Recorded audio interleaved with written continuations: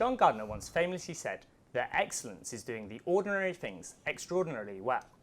However, when you consider that some of the largest supply chains in the world have been operating for well over a century, it is perhaps unsurprising that they perform sometimes ordinarily. Today on LokadTV, we're delighted to be joined by Luc Baetens, who's going to discuss with us this idea of excellence and what companies can do to instill those values and behaviours in their companies. So Luc, thanks very much for joining us today. Perhaps as a start of 10, you could just sort of tell us a little bit about your background. Okay, well, thank you first of all to have invited me. It's interesting to discuss this topic. Well, for myself, I started my career at Möbius almost 20 years ago now. And since then I have always worked in consulting for industrial companies, mainly in supply chain, right? But since a few years I have become more and more involved in operational excellence, and that's where I try to find the link between the two, right? Möbius today is a company that's mainly doing, say, strategy implementation. So we are an implementation company, we are a change agent in different sectors, right? My activity is industrial activity, but we have similar activities in public companies, public organizations, health institutions, or service organizations. Okay, and Johannes, our topic today is all about sort of achieving supply chain excellence. What's your initial thoughts on this idea of excellence?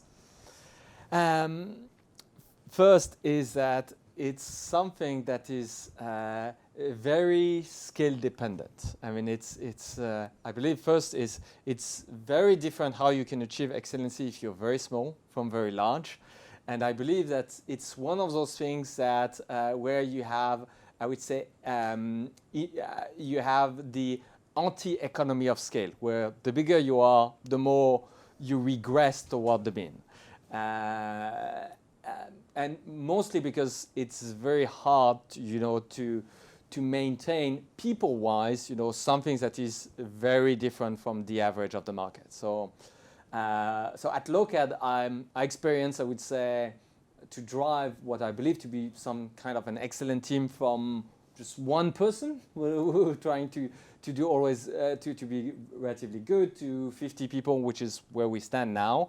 And I've seen some companies that were ranging, very fast growing e-commerce that were ranging from, let's say, 200 people to 5,000, and some of them would be classified to, I would say, as excellent in their own respective fields. And the interesting thing is that, again, excellency is very scale dependent. It doesn't take the same things at the various stage of your growth to kind of achieve that. And the whole thing is overall quite counterintuitive, I would say. Okay, is that something you'd agree with then, Luc? Would you say that to be very excellent, it sometimes ends up that as you grow, it becomes more and more difficult to keep those high standards?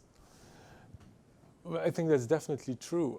To go even further, what we see is that excellence in general is something that is very difficult to maintain, right? Even if you reach a high level of excellence at some point, in fact, having good performance at some time, at a specific moment in time, is not necessarily a sign of excellence, right? It can also be related to a coincidence or a fact that certain factors come together so that you reach a good performance. What is excellence and we'll talk later probably about the Shingo model, in the way that the Shingo Institute defines excellence, is exactly having very, very good performance in a sustainable way. So being capable of keeping that high level of performance, whatever happens, right? And it kind of in a resilient way. Sometimes things might go back, right? But then be able to come back to that good performance in a good way. Okay. Right? And in my opinion, then it becomes less a challenge of individuals and more a challenge of how you organize your company, right? So that the company itself guarantees a certain level of excellence. Okay, let's take that point about organizing a company then. We sort of mentioned in the introduction, like the largest supply chains in the world, and many of them have been around for over a century. What have you observed from how the industry is sort of approaching challenges and how those actual supply chains are functioning? So the biggest change that I'm observing, and I think it's a multi-decade process, is that I believe that a change that started in the finance industry, followed by the software industry, is now coming to supply chain. There was even a term at a point in the 80s, UP, which was basically the idea that you could have somebody who is very young and paid very well. It's something that has almost disappeared, right, nowadays. I mean, nobody is surprised anymore if you, at 23 years old, you've done Stanford computer science and you're paid an enormous salary of $300,000. I mean, it's still an outlier, but it's not something, unheard of. It happens routinely. In the 80s, it didn't happen. It didn't exist. If you were starting at the bottom and you were never rich by, at the start. And those industries, finance, and I think that was very quickly followed by software, they did something super bizarre. They started to reward enormously people that have zero proof about what they were doing. And suddenly, and why were they doing that? It's just because out of a company that might be 10,000 people, you realize that maybe a handful of them are driving the profitability of the company as a whole. And it was maddening in a way. It was the idea that you can have a handful of people in a super large companies that just create a massive amount of value. Well, the rest just tag along, but actually it takes those few people that just, turn things into gold. So you see that some certain people are individually, even in massively large company, creating massive amount of value by just individual contribution. Okay, Luc, would you agree with that from what you've observed in industry?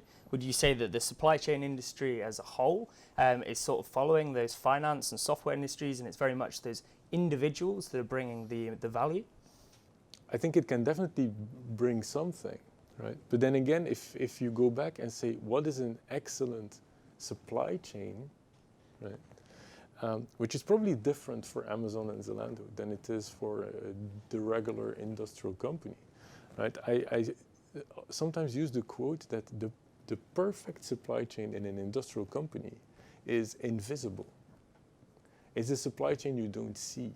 It's a supply chain you don't hear. You don't hear anybody talking about it. Why? Just because it runs perfectly smoothly, right? And that's the ideal supply chain, because in the end, if your Zalando supply chain is your core business, if your Amazon supply chain is your core business, right?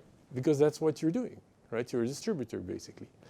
If your core business is, let's say, producing smartphones, right? Then you don't want to hear anybody talk about supply chain, right? You have a group of people, you have processes, you have systems in place that make sure that if you launch a new thing, right, that somehow, very quickly, in a very reliable way, it's there when you need it, right? And I think in those invisible supply chains, personal, individual excellence can be subordinate to the excellence of the system itself, right? Which does not mean that you have to block the individual excellence. So the challenge would then be, how do you give people the opportunity to have their stroke of genius from time to time, but still having a system in place that allows for predictable, reliable, invisible results. Yeah, I think that's something we'd definitely agree, that the aspiration is for a supply chain to be completely invisible and to be silent, but I think in reality that's probably not what occurs. Yes, and also, you see, when you say there is enormous viability, I completely agree, and that's where I see this counterintuitive perspective on, excellency, which is it's not so much about what you do, but what you don't do. Because viability, the stroke of genius, most of the time, because you have a normalizing process, what you effectively do is that you kind of get rid of the outliers. So those stroke of genius just do not happen. They are kind of capped and prevented. And so what you end up with is to slightly raise the average. Yes, you're raising the average. But the fat tail, the things that could make, a massive amount of change, these things get cut out, and so that's never implemented. So and that's where I say, it's a multi-decade process, and obviously it very much depends from the vertical and from the specifics. But what I see is that I'm pretty sure supply chain are kind of getting more and more, programmatic, driven by machines, driven by software. Picking most of nowadays is very frequently automated. You still have drivers in trucks, but this is getting automated fast. There are plenty of areas where we are gradually replacing hordes of people by machines, one way or another. And even when it comes to delivery, the last mile, it's all about having super tight information about your target, the person you want to deliver, to make sure that this person is there, that you can receive the packet and whatnot. So it's increasingly, I would say, IT dependent. And when you look at that, suddenly you end up with those weird patterns that comes from this software industry, and that was first in the finance industry, where it's really about who can tweak the system in a direction that makes it better. And what the software industry has learned the hard way is that when you have like 1,000 software engineers, probably 800 have actually a negative productivity. So they work on the system, but they make it worse actually over time. That's very bad, but that's literally what it is. Okay, Luc, let's talk a little bit more about kind of your experiences. What are the kind of the methods that you would implement if you were going to go into an organization to kind of encourage that excellence and encourage those kind of behaviors and values? Yeah. Well, I think an essential point in the method would be to really start from behavior.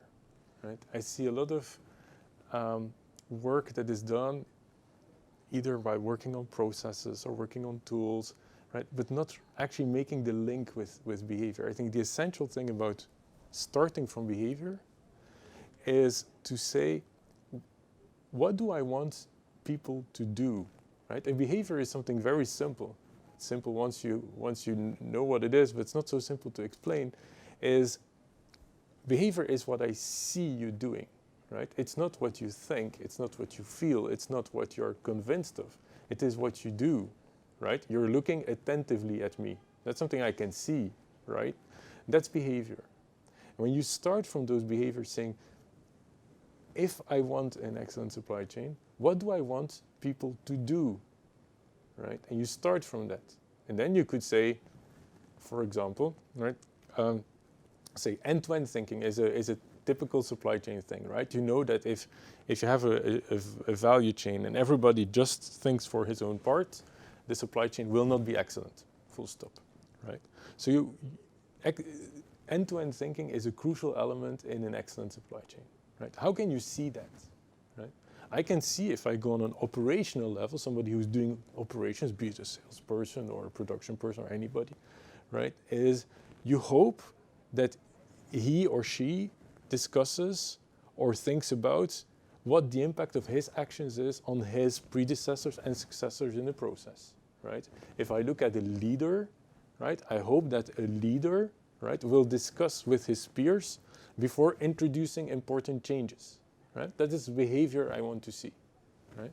And then you can think of, and there I join what Johannes was saying on what you do and what you don't do, is which systems does your organization have to promote that behavior, and which systems might you have that make that behavior difficult, right, or that punish you for the behavior, right? Take a reward system as the obvious example, right? If I want both of you to think about the objective of the other and find a global optimum, but your only reward is related to your own performance, right? I'm asking you to behave against your own interest, right? Which is impossible. It's very difficult in the long term to ask people to constantly behave against their own interest. So what our work is then to figure out what systems, what processes does a company need, or does a company need to change to allow the ideal behavior to flourish, right? And to avoid the unneeded behavior, right? And then your innovation part can be interesting, because that would mean, suppose you are, as a leader, you are convinced that some of your people could make these enormous positive changes, right?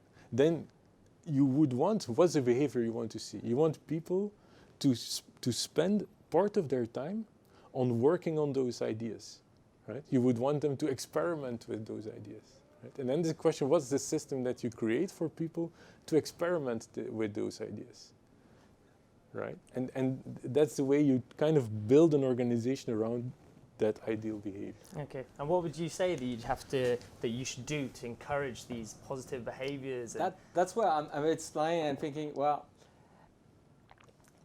again, I think it's mostly about what you don't do. And I will get to that. The problem is that when you have, it's humans that we're dealing with. So the idea is that when you give them, when we say, it's behavior, observable behavior and whatnot, don't underestimate the fact that as soon as you have smart people, those people can game whatever rules you put in place. And at a certain level, when you start, talking about smart people that can be, executive level in large companies, there are people that are very smart and they can game pretty much any system that you throw at them. So when you start, framing the sort of behavior that you want to reward and punish, people are going to be excellent at gaming that. And that's where I would say that's the second order effect. You have this first order effect. You say, okay, I'm rewarding certain behavior or punishing some other behavior. But what you're actually doing is create massive incentive and distraction for people to just, spend a lot of time and energy to game the system. And I would say beware about what you're creating. And when I look at the companies where, people have really delivered over and over, excellency, is that I see more or less as, it's like literally as the photographic negative, it's more like an absolute focus on, for example, the client. I mean, when Bezos, when you read about all that he discussed in his memos about, year after year, it's what is maddening is the incredible focus that a guy that is so high in a company that is so large can have on small, mundane problems. I mean, there's a really good example there of Jeff Bezos. I mean, we've also got Elon Musk sleeping in factory floors. I mean, do you really think a CEO should be getting involved at these sort of grassroots level? At some points, probably yes, right? Again, an old lean principle is the Gemba principle. Right? The Gemba principle says, if you want to have a problem solved, you have to go and watch it. You cannot solve a problem from a meeting room 1,000 kilometers away, right? To solve a problem, you have to go and look at the problem, right? So in that sense, you could imagine that at some point for very specific problems, very important problems, that anybody in the company would go and sleep on the factory floor to go and solve the problem, because that's where the problem is, right? And that's of course a risk, I think, in corporate organizations, is that because you have a corporate function, is that in fact you never see a real problem, right? You see the report that comes out of a problem. You come into a kind of a management by PowerPoint environment, right? Where you only see problems once they are described in a slide. Right? And a slide is a bit of a limited frame to explain a problem, right? And then even if you would have a bigger slide, you would never see the real context and the real environment. So at some point, I think anybody in a company should be able to go down and look at the nitty-gritty detail of something, because that is the problem at hand, right? Of course, there is a difference between sometimes diving into a problem because you have an added value there and that is a real problem, and getting involved into any detail in the company just because your attention falls on it, right? Once you have a team, you expect people to take their responsibility, and you want to give them that responsibility to express themselves in their own scope. But at some point, it can make sense, of course, to dig in and then really do that Gemba thing. And it's one of the things that we sometimes push leaders into, saying, when is the last time that you were on the floor? Okay, we're going to have to start wrapping things up a little bit. Johannes, you spoke about those top performers. How can you recognize those top performers, and what should you be really doing to reward them? And first, I would say be very worried about all the signals that can be easily faked. It's humans we're dealing about, and when we start dealing with excellency, what you will mostly face is people that are good but not necessarily excellent, but they're already quite good. So you have to assume that they are going to be smart, and whatever message you put in place, those people are just going to game whatever you put in place. So one of the key ideas, and I'm stealing this idea from Jeff Bezos actually, is one of a signal that is one of the hardest to fake is actually 4-page reports in writing, in prose, no slides, text, plain text.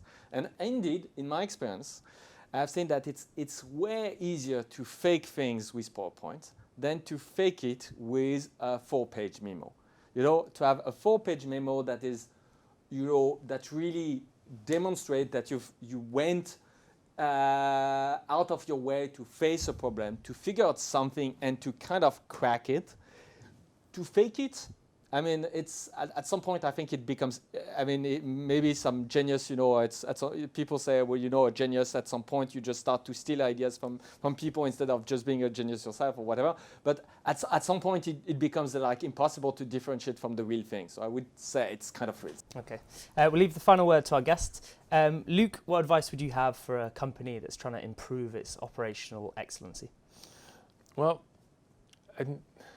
I have to come back to the point of gaming the system, of course, which is logically true, right? If the wind blows a certain direction, in the end the trees go and follow the direction, right? That's logical.